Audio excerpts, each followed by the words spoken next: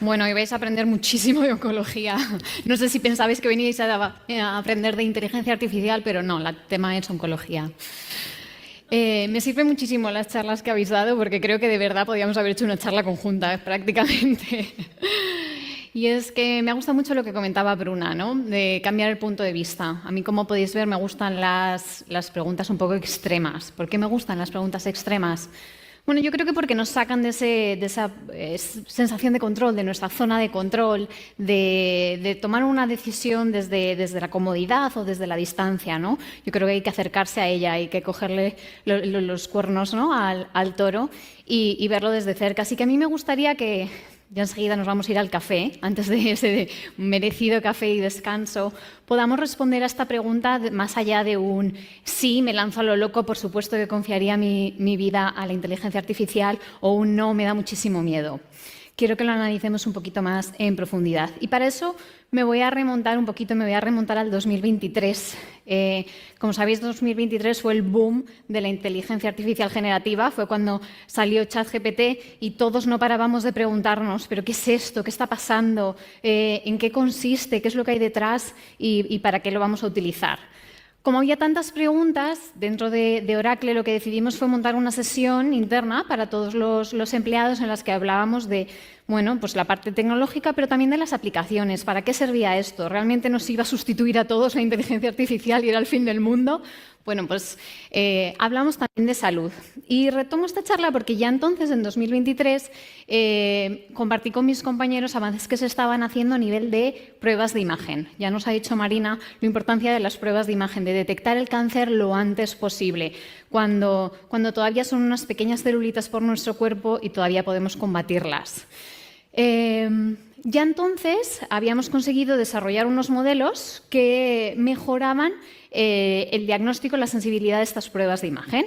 Las pruebas de imagen, pues puede ser esa mamografía, puede ser una resonancia magnética, son analizadas por radiólogos. Estos radiólogos lo que tienen que tener es muchísima agudeza visual y luego también mucha experiencia. Lo que hacen es analizar miles y miles y miles de imágenes. Pues lo que se hizo fue hacer el mismo proceso, pero con modelos de inteligencia artificial. Vamos a entrenarles con miles y miles de imágenes de tumores. Vamos a entrenarlos.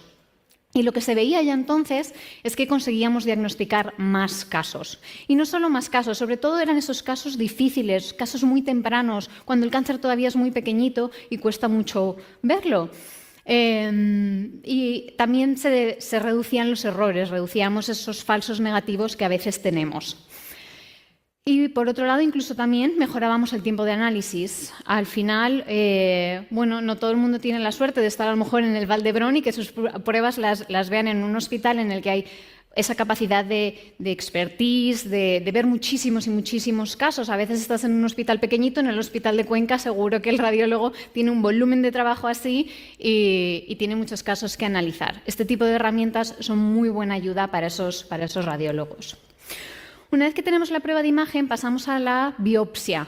Lo que hacemos es que cogemos unas pocas de esas células que pintan mal, son feitas, y las llevamos al microscopio, las analizamos en el laboratorio.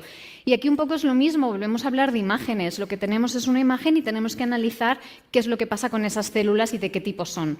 Aquí la inteligencia artificial también nos puede ayudar, porque lo que hace es enfocar, decirnos qué áreas pintan mal, pintan raro, tenemos que enfocarnos. Y así podemos ayudar de nuevo a ese, en este caso, patólogo que está en el laboratorio y que otra vez tiene muchísima carga de trabajo. A lo mejor, como hablábamos antes de empezar las charlas, acaba de ser padre, lleva 3 meses sin dormir y está cansado, ¿no? A veces pues, se pueden cometer estos errores y con este tipo de herramientas reducimos esos errores precisamente. ¿Por qué es esto tan especial para mí? ¿Por qué este caso? Bueno, pues porque unos meses más tarde yo también fui una de ellas. A mí también me diagnosticaron cáncer de mama. Y lo que tiene de especial para mí esto es que solo unos meses antes, 6 meses antes, a mí me habían hecho una ecografía de mama, a mí me habían hecho una mamografía y a mí incluso me habían hecho una biopsia y todo había dado negativo. A mí me habían dicho que estaba limpia. Laura, tranquila, no, esto ha sido una falsa alarma, vete. Y 6 meses más tarde tenía un cáncer estadio 3. Para los que no lo sepáis, el estadio 3 es justo el anterior a la metástasis, cuando ya no lo podemos curar. Por lo tanto, mi caso algo falló. Algo falló. ¿Se podría haber prevenido? Nunca lo sabremos. Por suerte estoy en remisión y no es un problema. Pero es algo que tenemos que saber. Los humanos se equivocan, las máquinas también. Y para mí este es el gráfico más importante de todo lo que os voy a enseñar hoy y con lo que quiero que os quedéis. La inteligencia artificial sí, diagnostica más casos que un radiólogo solo, especialmente ese radiólogo que está cansado, que a lo mejor acaba de salir de la universidad o que tiene mucha carga de trabajo.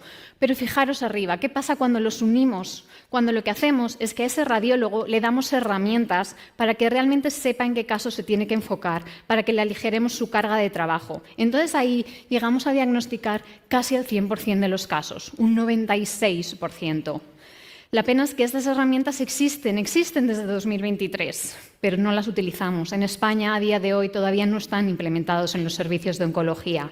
Aquí es cuando, creo que ya ha quedado claro, soy una pro innovación, ¿no? De hecho, hablaba con un oncólogo hace poco y le preguntaba, ¿no? Hablábamos de un tipo de cáncer un poco raro, melanoma uveal, dentro del ojo, pasa poquísimo. Y yo decía, oye, pero ¿y tú qué guías sigues? ¿Sigues las guías de tratamientos europeas? ¿Sigues las guías americanas?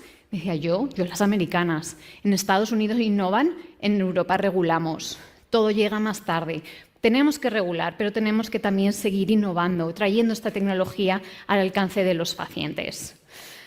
Además, yo os hablaba de 2023, pero ya estamos en 2026, han pasado 3 años y todas estas herramientas han seguido desarrollándose. Tenemos muchísimas más herramientas que nos ayudan además en los momentos más críticos de estos pacientes y de la oncología. Uno de ellos es el descubrimiento de fármacos. A día de hoy tardamos entre 10 y 15 años en descubrir un nuevo fármaco y además cuesta unos 2.600 millones de euros de media. Todo esto se puede solucionar, se puede agilizar. No significa que la inteligencia artificial vaya a desarrollar y investigar nuevos fármacos, pero nos va a dar herramientas para que todo vaya más rápido, para que productos como el sujetador de Marina lleguen lo antes posible. También en cuanto a ensayos clínicos, los ensayos clínicos no solo son caros, sino que exponemos a pacientes a un montón de riesgos. Imaginaros con la inteligencia artificial si podemos predecir qué tipo de efectos secundarios va a haber. También podemos predecir algo que en medicina es un poco como el santo grial, la medicina de precisión.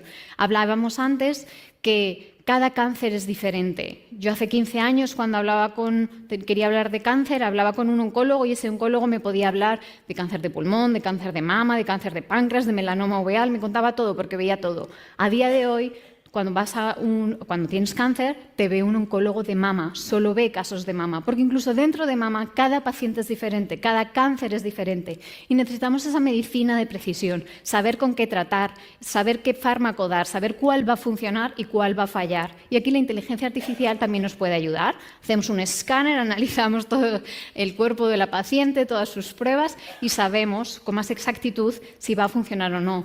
También podemos predecir las recaídas, sabemos qué pacientes tienen un mayor riesgo y entonces a esos pacientes les haremos un seguimiento más exhaustivo, les daremos un tratamiento más agresivo. Y algo que desde Oracle también estamos muy involucrados es en ayudar a que los médicos tengan más tiempo para estar con los pacientes. Como os decía, en ningún caso se trata de que la inteligencia artificial sustituya a los médicos. Aquí no se trata, yo cuando tengo que ir a mis revisiones, quiero ir a mi doctor, quiero ir a Jaime, quiero que sea Jaime el que me cuente mis cosas y me diga cómo está todo y me mire a los ojos y me diga, Laura, tranquila, todo va bien. No quiero que sea un robot, ¿no? Y en Oracle también lo que se está desarrollando muchísimo son herramientas para que el médico se pueda alejar de su ordenador y no estar tecleando y pueda pasar tiempo con el paciente. Así que, después de todo esto, ¿qué lecciones hemos aprendido? ¿Qué riesgos? Por supuesto, hay riesgos. A la hora de regular tenemos que tener ciertas cosas en cuenta. Hay errores de algoritmo. Y aquí hablábamos de la importancia de los datos, la calidad de los datos. Sabemos que la inteligencia artificial es tan fiable o tan precisa como sea la calidad de los datos. Si utilizamos mal los datos no va a servir de nada.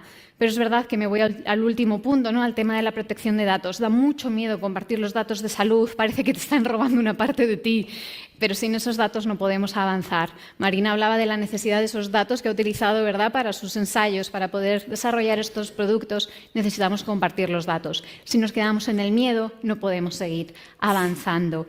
Pero luego también hay algo muy importante y es que por supuesto, la inteligencia artificial todavía sigue siendo como esa caja misteriosa que nos da una respuesta pero que no sabemos de dónde viene. Esto es especialmente importante en medicina. En medicina un médico nunca va a utilizar una herramienta y fiarse de una respuesta si no sabe de dónde viene. Oye, ¿por qué has tomado esta conclusión? Entonces los médicos demandan especialmente que los modelos, que todas esas herramientas de inteligencia artificial en medicina se puedan explicar. Y el miedo que tenemos un poco es el de la dependencia, el de si estoy cansado, ¿será que el médico va a delegar sus decisiones en estas herramientas y no las va a analizar? Seguro que no, pero es algo que no podemos bajar la guardia. Así que, ¿cuál es el camino? Pues para mí el camino es que la inteligencia artificial sea ese copiloto, esa ayuda constante, esas herramientas que me ayudan a focalizarme en lo que más importa. Seguimos necesitando médicos, seguimos necesitando tener experiencia, estar enfrente del paciente y utilizar estas herramientas de la mejor forma posible, supervisándolas siempre, buscando esa explicabilidad y teniendo en cuenta la opinión de los pacientes. Así que con esto os vuelvo a preguntar, ¿confiaríais vuestra vida o vuestra salud a un algoritmo? Muchas gracias.